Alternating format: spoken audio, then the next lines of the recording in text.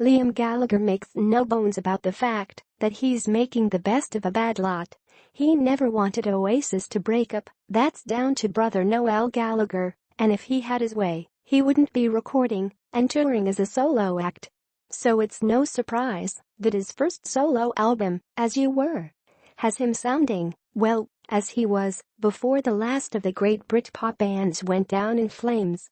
He's also hitting the US with a mixture of solo and Oasis material, including a Saturday stop at Cal Jam in California. Gallagher talked with Variety about the new album and why it took him so long to truly go solo after his old band called it quits in 2009 during a recent stop in LA. At the first solo show you did this year, you said, "Normal business has resumed." Does it feel more like a resumption than a restart? It doesn't feel like a reinvention. The music is still pretty much what I do, it's still guitar, rock and roll, Beatle-y, melodies, good songs and a bit of punk vibe, you know, a bit of Pistols in there. It's not a dance record. And if you come to one of my gigs, it's loud and it's F-ing having it. It sounds like the F-ing Stooges in places. So if someone said, "This sounds like an Oasis record," you wouldn't take it as an insult. Not at F-ing all, man. Same with Morrissey. Morrissey always kept the Smiths sound. Smart move. And why should you change your sound? Johnny Marr went off and did electronica and all that, and I get it. People want to do new things and remove themselves from their former bands. I don't. I f-ing love Oasis. I had 20 years in that band, and I f-ing lived and breathed every single moment of it. So if people turn around and go, "It sounds like Oasis," that's a f-ing compliment, and one that I cherish. We didn't go out of our way to say, "Let's make an Oasis-sounding record." It sort of just happened. But I'm Oasis. Oasis is where it's at for me. Related. SAG-AFTRA re-elects Clyde Kusatsu as National VP for Los Angeles. Bob Weinstein takes reins as embattled brother Harvey takes indefinite leave. Related content: Coldplay send Oasis's Noel Gallagher nice tweets after Liam's One Love Manchester Slam. There aren't a lot of people trying to make rock and roll with a classic sound like you are nowadays, not many even making the attempt, much less achieving it. Well, yeah, maybe because they can't. A lot of kids these days are trying to make rock and roll on laptops, and it ain't going to happen, mate. You have to buy an instrument and learn it, and you go in the garage with your mates and sweat it out and learn your trade. But rock and roll's a bit of a dirty word these days, especially in England. Rock and roll's been good to me. It saved me from all sorts of shit, so I'll be good to it. I'll never let rock and roll down. And if I'm living in the past, then so f-ing be it. I don't care, man. I know for a fact I can move people better than some little dick with a keyboard. Even as recently as less than 2 years ago, when fans asked if you were going to make a solo album, you tweeted back, "Solo record, are you f-ing tripping, dickhead? I'm not a C." And then, not very much later, about 5 minutes later, you turned around and tweeted, "I'm a C." Well, I never really wanted to go solo. I still find it all a bit peculiar, having my name above the door, even though that's just the way it's got to be. To go back and start another band, we've done that with BDI, and it's always going to get compared to Oasis. I don't fancy that. And at the time, going around trying to get guitarists and drummers, I just wasn't in the headspace for it. But going solo, I still find it a bit odd. I'd much prefer to be in a band. I'd much prefer being in Oasis. I liked having the lads around and having a laugh. But that's not to be, so solo it is. But it still felt kind of like a band, making the record, even though it wasn't toward the end, when we really got a band together.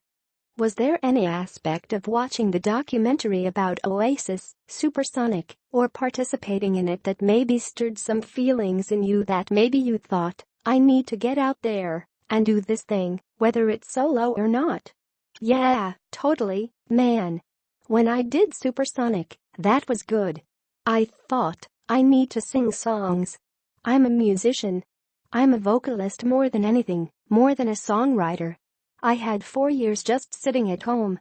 I was like, morning on the phone to a lawyer, eating lunch on a phone to a lawyer. Last person I'd speak to in the middle of the f***ing night was a lawyer, and they'd be going, "I'll see you in the morning." So there was a lot of personal stuff going on that I had to get sorted out before I could even think about music. Gallagher and his wife Nicole Appleton divorced in 2014 after it was revealed he had had a child with another woman. It was just personal shit, which is my own doing and all that, and I get it. So I just had to get me personal stuff sorted out and get a relationship back with me kid and get me life sorted out. It was 4 years of being caught up in shit in the time. I knew I'd get back in it at some point, but I just needed a bit of a break. When people heard about the solo album, they may have wondered, what are the songwriting credits going to be? Noel was the primary writer for Oasis. Even in the Supersonic documentary, you said that you did not have the impulse to put pen to paper as part of being a rocker. It was a performing urge. And I still feel that. I still feel like a rock and roll singer more than a musician or a songwriter. I mean, I come up with a few songs, and I wrote most of the album, but I need a bit of help, man. I can write my little in Greedy Souls and I can write Bold, 2 of 4 songs on the album on which he received solo writing credit, but I think I need a bit of help with the bigger songs.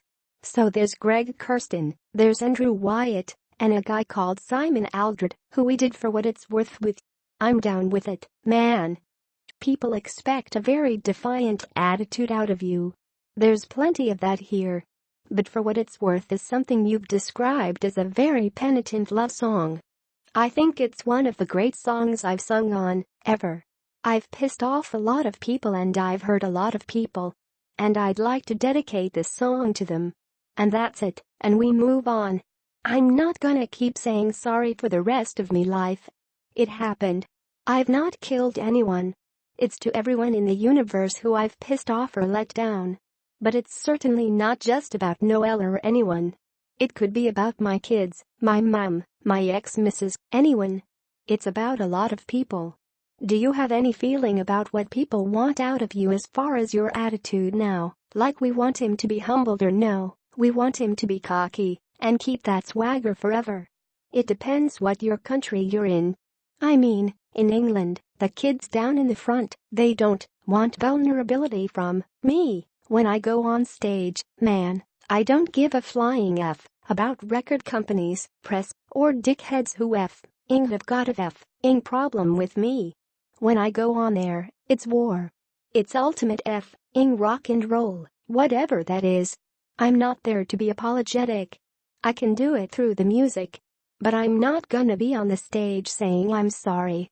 And I can say I'm sorry with a bit of aggression as well. I'm not going to be buying people chocolate and roses and stuff. I'm already humbled. You learn your lesson through life, but I don't need to be told it. I know it. I know the mistakes I've made. People say last of the rock stars for you. Is that how you feel? It's been a bit of a dying breed since the late 90s. Maybe last of the real stars, you know what I mean? I wouldn't say, I mean, I kind of get it as a compliment and all that, but I kind of sort of go, leave that out, man. But I just think I'm pretty aware of my heart on my sleeve. What I'm doing is a piece of piss. Everyone should be doing it. When I go on stage, I don't like to have a chat and see how your day has been. I guess you could call it crowd interaction, but I've never been like that. I just want to f***ing sing the songs and try move someone down in the front or in the back, some young kid. I want them to see that I mean it. I don't really want to go, "Oh, how are your kids? Did you put your dishwasher on?" And all that Bono stuff and all that Preacher Wise stuff, and let's save the world. I'm fine with it, but not at a rock gig, not at a rock and roll show. After the gig, we can have a chat about all that stuff, but when we're on that stage, you want to get the music stirred. When you were coming back this year at your first gigs in Europe, did that feel the same as always? Like nothing's changed, I'm where I belong. The world changes. Because going to a concert now, you don't know if you're going to come out of there alive. And if people are spending hardcore money and putting their lives on the line to come to a concert, they need to get the real f***ing deal. I take preparation a bit more serious. Before a gig, it's like bedways. Get up in the morning 100%, go for a run, prepare for it like a fight, like a boxer, and try and give 'em the best gig you can. Because concerts these days are not as carefree. There's a lot of shit going on in the world. In your sets, you're mixing old and new material, and you're singing things like Don't Look Back in Anger, which Noel sang in Oasis. I saw you tweeting, "I can sing that better than anybody." Well, I've sung it in the shower a few times, and I should have f***ing sang it anyway. But that was Noel trying to get his little moment. He does a great job, but mate, I have f***ing pissed that song standing on my head. But I did it for the people that were killed at a benefit in Manchester for the victims of the terrorist attack there. I don't think I'd do it again. Maybe. But I'm doing Wonderwall, Be Here Now, which I'm loving doing, and Rock and Roll Star. They're my songs as much as they're Noel's, as far as I'm concerned, whether I wrote them or not. I took them out, and I brought them up. So if you're gonna start a gig, you've got to start a gig with Rock and Roll Star, followed swiftly by Morning Glory, and then you've got people's attention. I could say people work hard, and they've paid money to come and see you. I'm not going to not give them what they want. If I go see Paul Weller, and he plays all his new stuff, I'm like, "Oh, come on man, f***ing hell, play one of the f***ing jam tunes." 99% of the audience are just going arms folded, and then when you go into a town called Malice, everyone goes up. Can he not f***ing see that? I know people want to get away from that. I don't want to get away from it. I am Oasis. I live and breathe Oasis. I love Oasis. I never wanted it to end. So playing Oasis songs with new songs feels f***ing natural. And the new ones coming after the Oasis songs feel great. If you come to a concert, people are loving Wall of Glass in Bolton, Chinatown. It doesn't dip, so that's a good sign. You said that you had a delayed reaction to the Oasis breakup that didn't come until after you broke up your band BDI, and that woke you up. Yeah.